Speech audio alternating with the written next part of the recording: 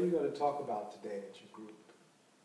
I will talk about self-awareness and the importance of becoming self-aware, and not only self-aware of your physical body, but the self-awareness of the mind, of the thought processes, of the words and the language that we use to speak the thoughts that we are thinking. The language to use to speak the thoughts that we're using. That's right. Now, how's that going to, like, is that a skill you gain? Like, how do you get to that? Like, how do you know the difference between the thoughts you're using? How do you know the difference between all that? Well, you have to quiet down the mind first. You have to quiet down the self by setting the intention, I am going to listen to my thoughts. The moment that we set an intention, it already is. It's already happening.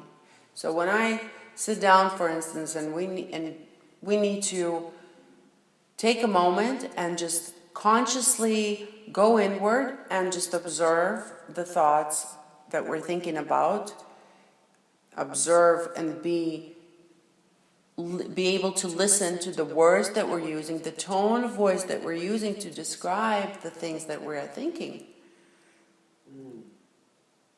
And to do that, we need to spend some time with ourselves quietly, in a quiet space. And when I say quiet space within. Within. Listening, observing, without judgment or response. As if we're watching someone else out there. Like you're in a personal movie theater. That's right. As if your thoughts are on a screen right in front of you. Wow, that's a concept. And then what's that going to help a person do? Well, thoughts create feelings and emotions are actions in motion. So if we are aware of the thoughts we're thinking, so if, for instance, my thought is I'm not good enough, okay, and I'm aware of that I keep repeating that same thought over and over, basically, I have talked myself into that. But because now I'm aware that that is the thought that is a reoccurring thought in my mind process, I then know that that's a thought that I need to redirect into a positive. So if a thought comes, I'm not good enough, right, and I'm aware of it, so I can ask myself, how would I rather be instead? You're redirecting it. I am redirecting it. I'm redirecting it so that my new thought pattern would be, I am good enough. And anytime that old program, because it's very big and loud, and it's been formed throughout years and lifetime, your lifetime has accepted that to be true, I will change it around and speak back to it and say, I am good enough. And every time I do that, I am reprogramming a new program in my subconscious, so then naturally it becomes a known through time. Through time. How long would something like that take to reprogram? Just depends on the individual and their conscious awareness and how often they're able to redirect that same thought.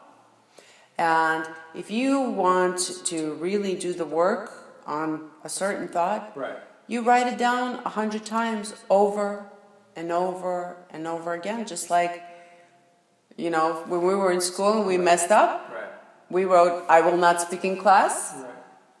When you write it 100 times, you won't speak in class. Right. It becomes a known in our mind, and it becomes natural.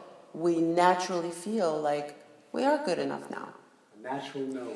It's a natural, just because the known that we have talked ourselves into, which is, I'm not good enough, it had to come from somewhere. And then we accepted it to be as true for us, Right. as our truth. And we start believing it, and unconsciously we act it. But now we are trying to make a new known. So we're trying to redirect our thoughts. So working on that same thought could be for a day, for a week. It just depends on how much work you're going to put into it, how much awareness you're going to bring into it. And it's still going to take time because the subconscious mind has to accept it now as truth.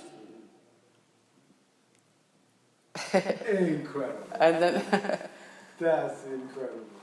So now I can change the way I think about myself by saying the way I want to think. exactly. That is very true. That is very true because I have to tune into that. I get to tune into that. yes, So I can do this any time of the day, anywhere, all day. when you're speaking with people, just we have thoughts. We have over 6,000 thoughts a day. Right, Most of them are habitual thoughts, right, same thoughts, right, over and over. Okay. We'll catch the ones that will stand out. right. Those are the first ones we start working on. So I can begin just right in my own mind by saying the thoughts that I want to experience in myself as well as in my life. But starting with myself would be, out of all these 6,000 thoughts, I start with the ones that are the most debilitating, and I just turn them around to a positive. That's right. And is there any prescription for how I speak it? We always said the beauty of all of this is that we have our internal guidance system, our inner truth that lives within us.